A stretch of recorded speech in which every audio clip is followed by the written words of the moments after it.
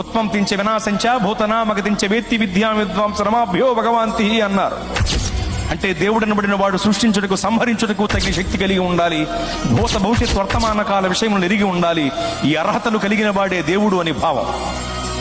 ఈ రెండు అర్హతల్లో మొదటి అర్హత సృష్టించటానికి, సంహరించటానికి కావలసిన శక్తి మహాశక్తి.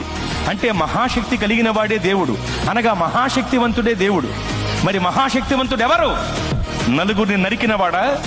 10 మందిని బాధినవాడా? నలుగురిని నరికినవాడు, 10 మందిని బాధినవాడే మహాశక్తివంతుడైతే అలాంటి వాళ్ళు చాలా మంది ఉన్నారు లోకంలో.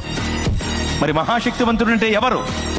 ప్రపంచమంతా దేన్నైతే జయించలేకపోతుందో దానిని జయించిన వాడే మహాశక్తివంతుడు. ప్రపంచమంతా నాటికి నేటికి ఏనాటికి మరణమును జయించలేకపోతోంది.